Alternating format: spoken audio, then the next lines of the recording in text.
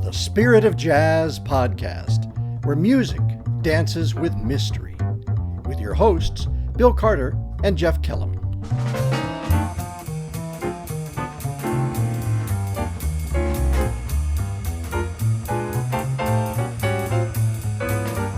Welcome back to the Spirit of Jazz podcast. I'm your co-host, Jeff Kellum. And this is Bill Carter. We're glad that you're here today. Thanks so much for tuning in. And we have a special guest. This is one of the people that I've admired for a long time. Bill, I'll give you the privilege of introducing her. We'll be talking with Sherrie Maricle, a wonderful percussionist and drummer. We were classmates at Binghamton University once upon a time. That's wild. And Sherrie went to my high school. I was a couple of decades ahead of her, I think. Yeah, she's gone on to great things. And then look at us. We're still kind of where we were. Here we are. Hey, it's Sherrie Maricle. Hey. Congratulations on your 30th anniversary. Thank you. I can't believe it. Well, 30th anniversary of what? Tell us. Well, the band, the Diva Jazz Orchestra, that I was an original founding member of. We started with an audition in June of 1992. And then 9 months later, we had our first gig in March 30th of 93. And I was a member of that band. I helped the founding member, Stanley Kay and John LaBarbera, put the band together and get the audition happening. And then I emerged as the leader of the group, and just quite without even thinking about it, here we are 30 years later. Wow. But a lot of good things, I think, happen that way. Sometimes you go in it just with wow, this is a great musical opportunity. And the founder, Stanley Kay, was the former manager of the Buddy Rich Band, all in my wheelhouse of things I love musically, stylistically, and I wanted to be part of it. The band kept going and growing and started touring and doing many other musical things. And then when Stanley passed away, I was like, I love it. I'm going to keep going. And now you're on the charts. You're doing very well.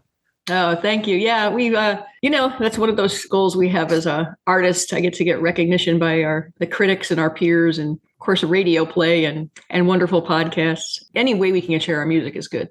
And tell us how you're celebrating the 30th. Well, we've had several really cool gigs. Just put it out there that it's our 30th anniversary celebration. So the concert programming is some of our band members. I pulled the band members and our hardcore fan base favorite music. So I pulled that from our library. From the last 30 years, all of our music has been commissioned since the beginning. And so I've been touring with that music. Our biggest celebration was actually in March on our anniversary at Dizzy's Club in New York. We played there for 4 nights and did 8 shows and recorded it and put out a CD called 30th Anniversary, or Diva Jazz Orchestra 30. It's been quite the journey since I met you. When? 1980, Binghamton University in Fine Arts Room 24? Yeah, I don't know the exact year, but I was looking at some of our old pictures from our Puerto Rico tour. Oh, don't do that. No. Yeah, at least that long. It's that expression, time flies. It's really, really true. And you just look at, I know when I look at you, and I immediately only think of college. Like, to me, not that no time has passed, but it's kind of like no time has passed. Like, oh, there's my friend, there's my great musician, great pianist, great human. And it seems like we're just connected the same, even though clearly we don't see each other like we did in college. And I feel that with so many musicians over the years. And that's why I can talk to you, and whenever I see you, I feel like this man is still my friend, like he was, 40 plus years ago. Oh, you can count on that.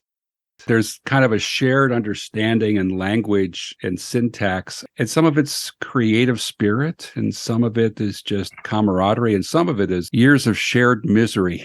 Well, yeah, I was just going to say that too. We have a lot of we can assume that we, as performers and musicians, especially jazz musicians and or composers or whatever we're doing in the moment, that it is a shared experience. Mm-hmm. That could be like a collective consciousness of creativity that musicians share, and artists that we automatically feel and sense when we're together. Absolutely. Yeah. Well, I had a question for you, and I know your story, but I want our listeners to hear your story. How did you fall in love with music, and specifically, how did you know what you were going to do with the rest of your life? That's always a great question. I guess I always loved music when I was a kid. My mom loved country western music and Irish folk music, so I grew up with that.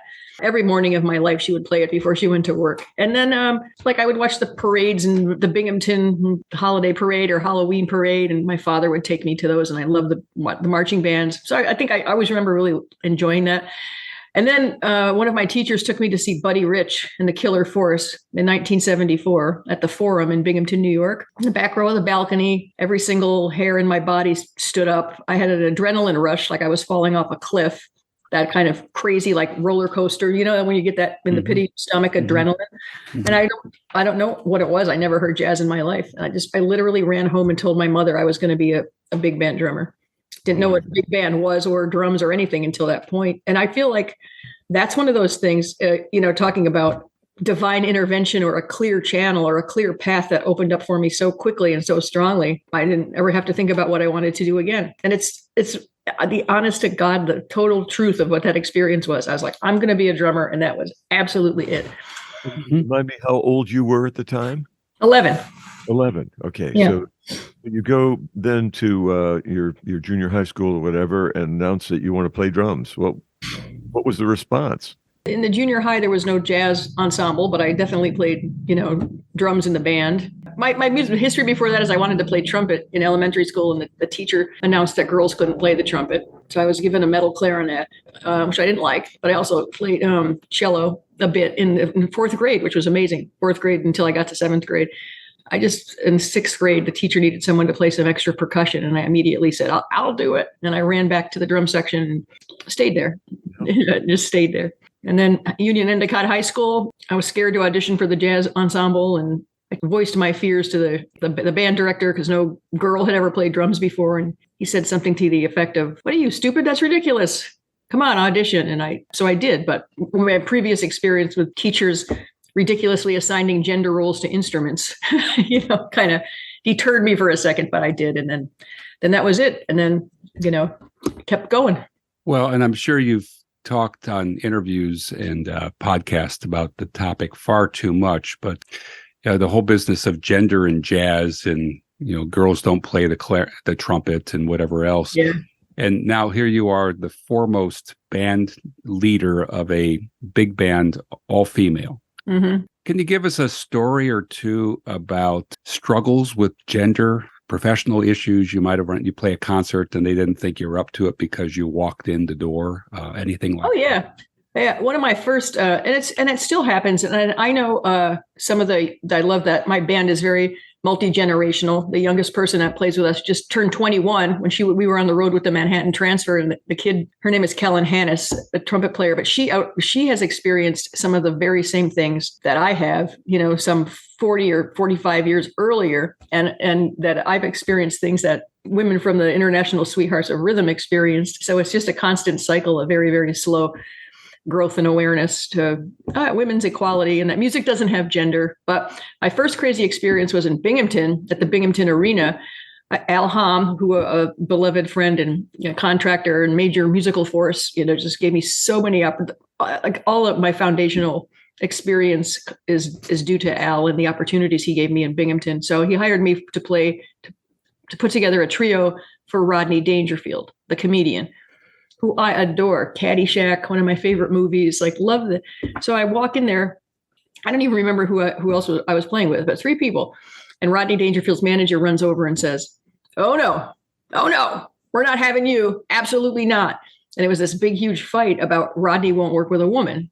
And I was like, but I'll just be in the background, playing the drums. It's fine. And, well, Rodney swears and you're a girl and you won't be able to take it and you'll start crying. So I immediately said George Carlin, 7 words you can't say on TV. I was just, come on. And absolutely unyielding and unbending. There is no way he will work with a woman. So the Binghamton Musicians Union, it was in the paper, boycotted the concert, but of course they didn't care. No one cared. So they just got non-union people and did the show. And I was stunned, actually, very stunned. Something that blatant could happen. There's all sorts of subtle things that always happen with people judging you, book by its cover, so to speak, because of our gender and jazz issues. But that was really in your face, kind of way. And I don't know if you'd get away with that today. So that was one of my first very, shocking things. Yeah. And then, back in the day, way back, women were allowed to be singers, and I think the women musicians in the 1930s and 40s who did these short films, it was a novelty act. It was novel.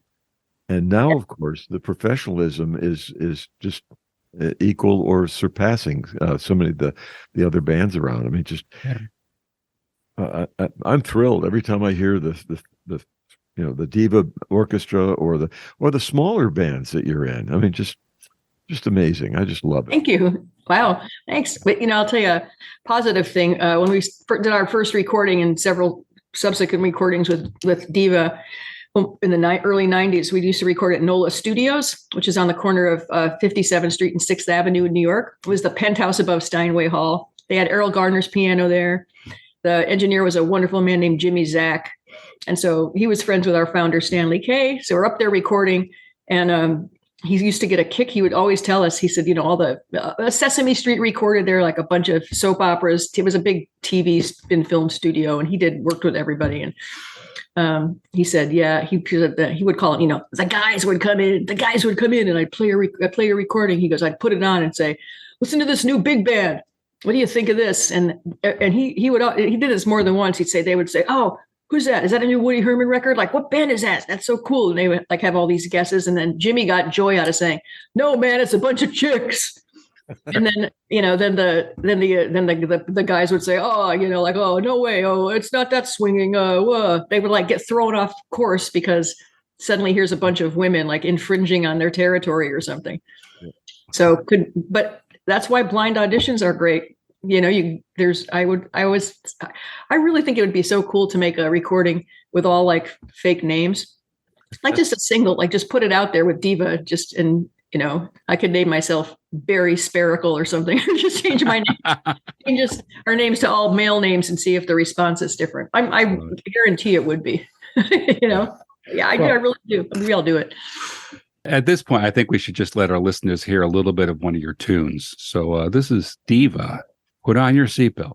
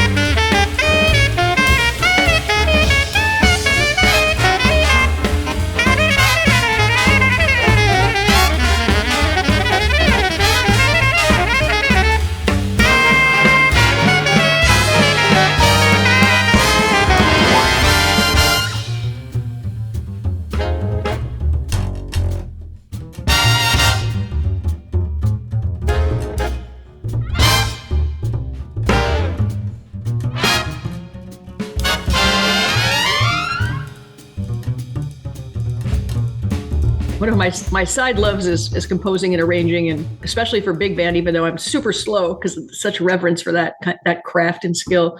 But I was doing this rhythmic displacement exercise for my drum set students, actually. I thought that's what the rhythm changes is. It's a short 4-note rhythm that changes over the course of a blues form. So people think rhythm changes, it's the song I Got Rhythm, but it's not. It's just a really, it's a simple 4-note.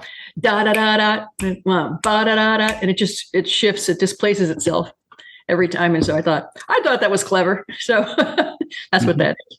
Great. It's a wonderful tune. Wonderful tune. Thank you.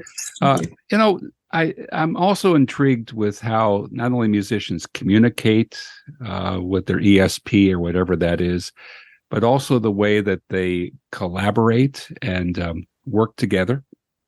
I mean, jazz is a form of creativity that's communally based. It's folks working together. There might be a soloist who gets a lot of the spotlight. I love your 3D trio. Thank you. So tell us about them for a second, but tell us about the collaborative process in working up a tune and an arrangement.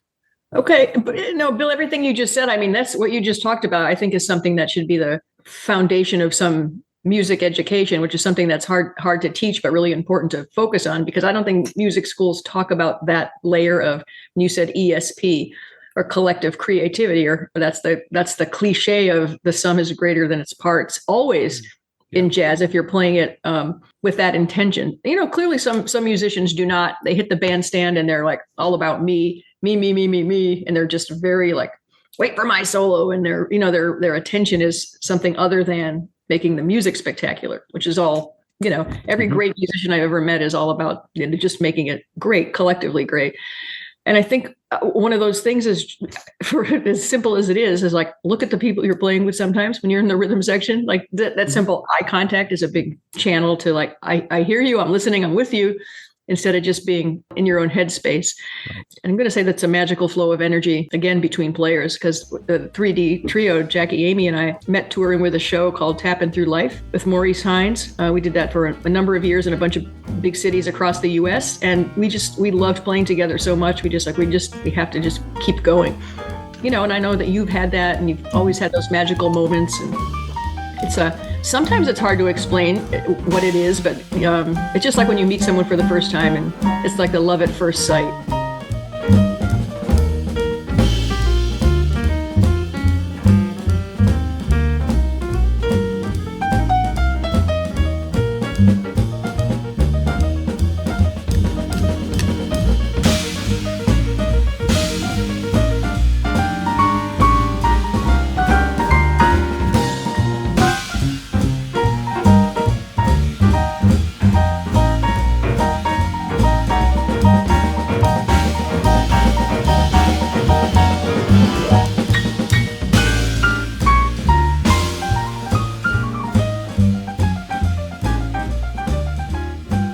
I just think it's a great idea to live your life that way when you meet someone, to be very open and who are you? Nice to meet you. Soul to soul. Really. That's what it is. Yeah. Well, you had mentioned that college trip we took to Puerto Rico during spring break, and I'll admit I don't remember all of it, but I do remember hunkering down in my hotel room with Mike Holliber, the great musician, and we started writing arrangements together. And it was like, well, what if we did this here, and what if we did that there, and let's just flip it on its head. And of course, somebody have to give Sherrie a drum solo, and we were kind of literally charting out the performance, and it was so much fun, and we lost track of all time. That's great. Which is how it is on the bandstand, right? Oh my God, yeah, definitely. Yeah. I mean, I like so many times when you're when you're clearly a professional performer or band leader, like if you're at a jazz festival, because this happened, they tell you your set is X number of minutes, and it's very hard to adhere to that. To me, I wanted to play I just wanted to keep playing forever, but right. The Kennedy Center has a big stoplight at the jazz festival, red, and if it's green, then they start turning the sound off if you don't stop, because there's band after band. And the Hollywood Bowl has a double-sided stage, and they spin you when it's your turn for the jazz festival. So 45 minutes. And if you're not done, they spin you right off stage.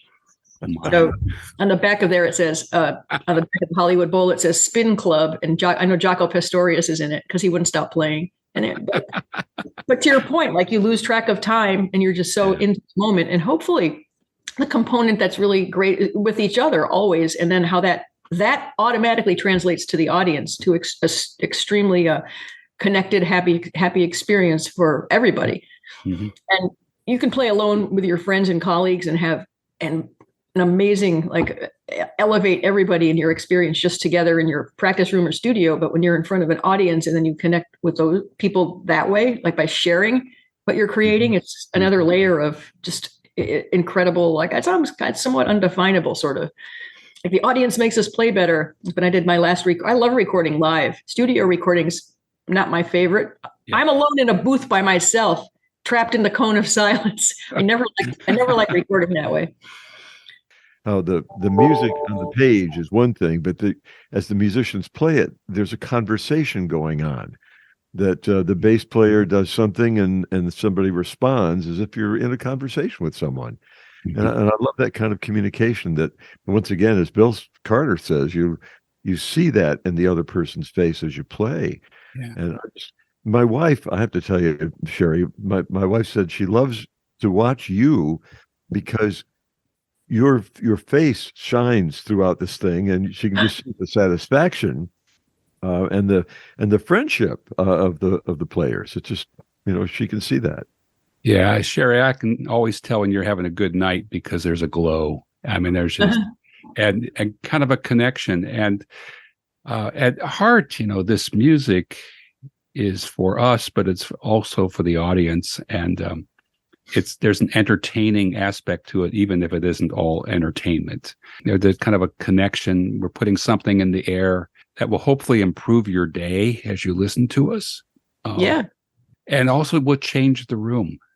But it changes us as musicians too.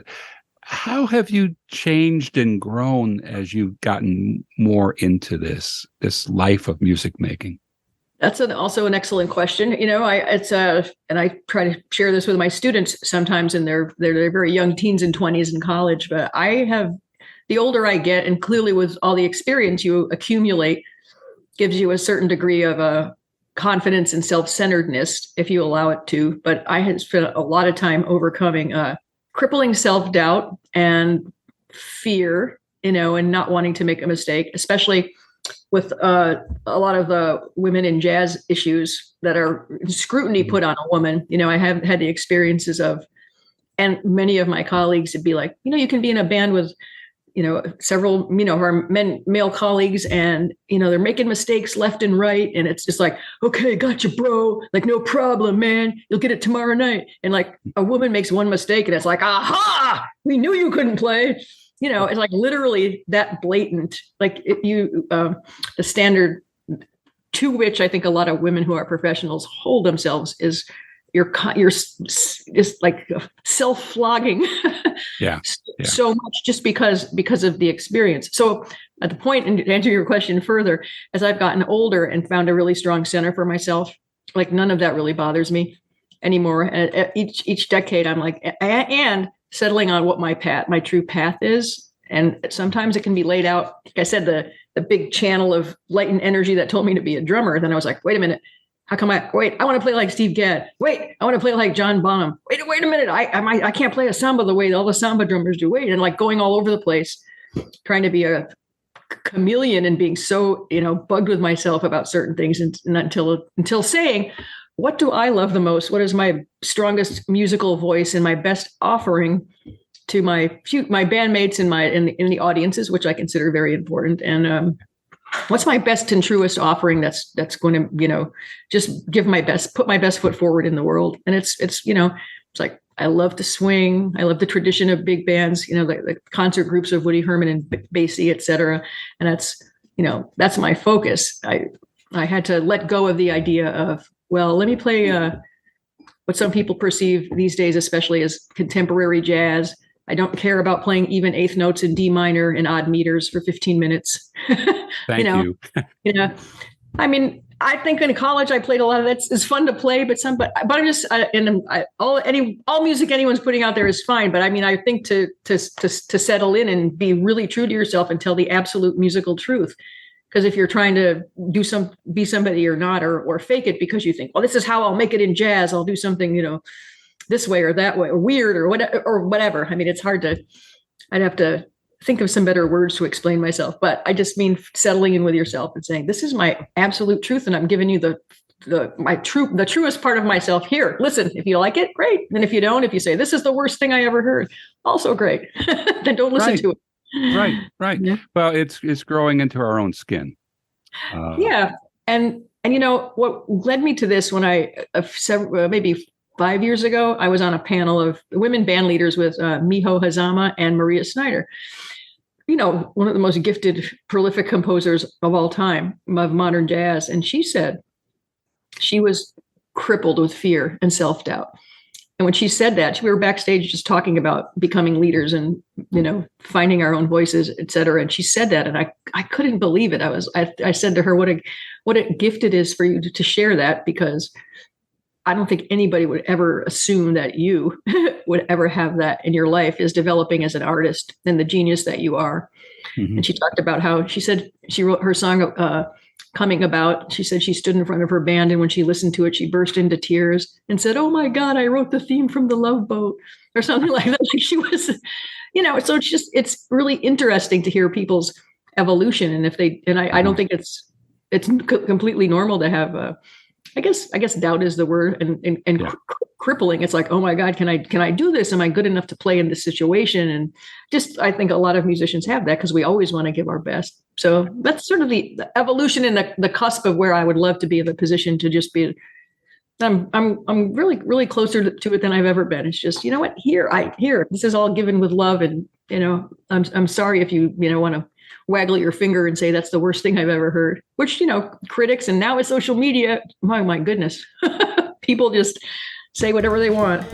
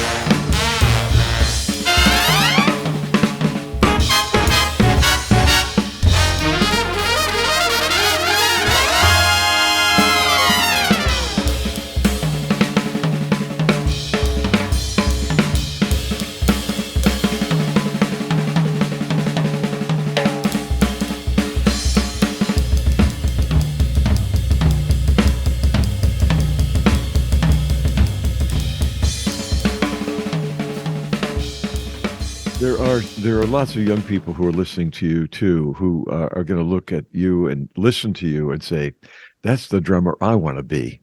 Mm-hmm. So let's talk a little bit about how you encourage young musicians to follow in not in your footsteps necessarily, but in the footsteps of jazz musicians who have learned to communicate with one another and entertain and express the joy and sorrow of being human.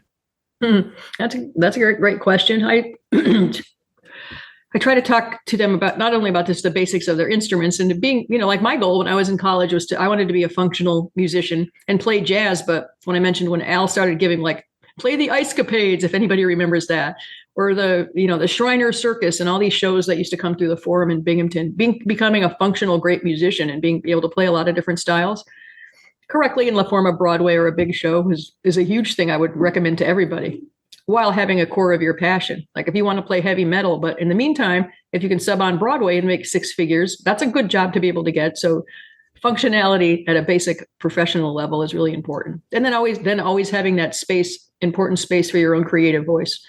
Whatever your original voice is or your original stamp, put it on something. If you want to play a standard, put some of your stamp on it. Don't just go there and play the tune like it's a piece of concert band repertoire or a symphony orchestra. Like, you have to transform the ink and paper, which is the notes in the music on the paper, into something that's yours.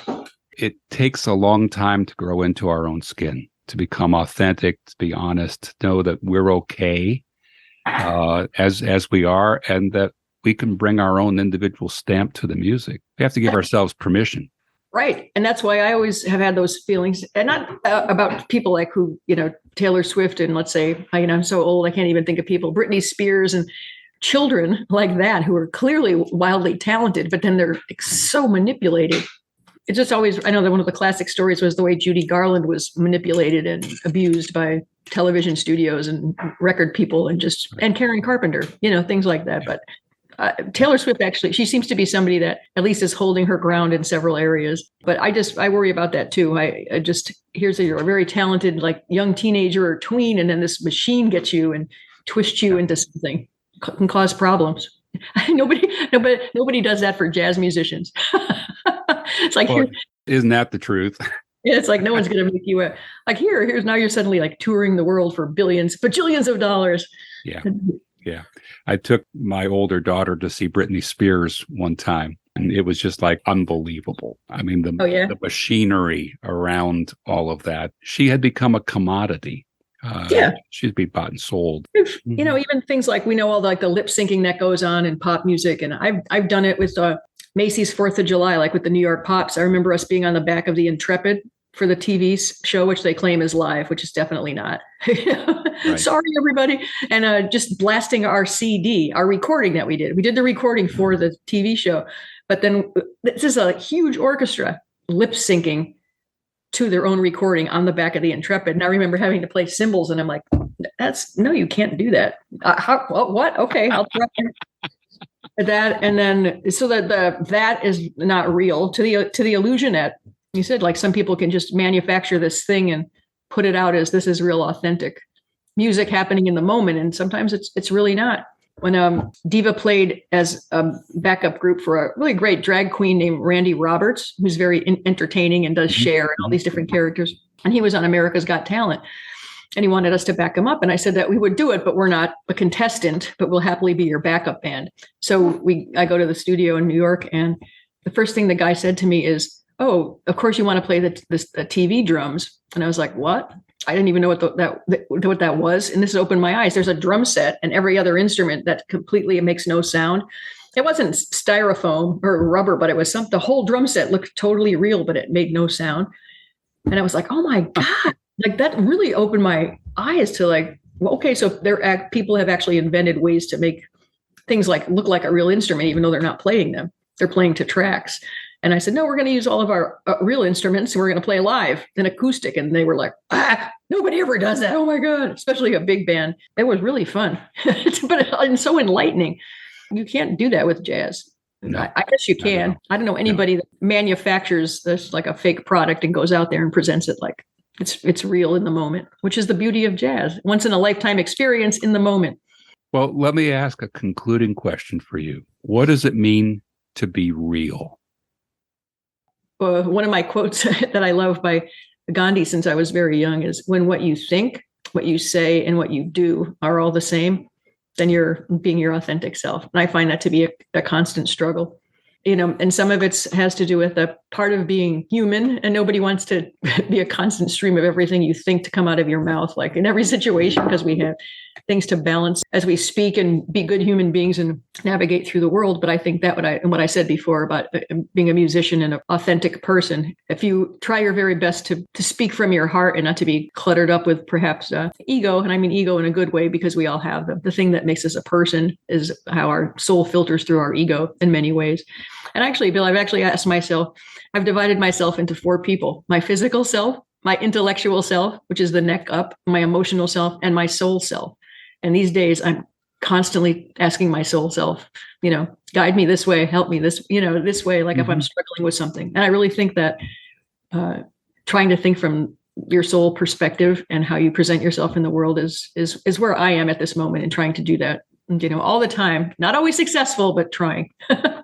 Well, and you're doing a marvelous job. Keep going, keep swinging, keep playing your heart out.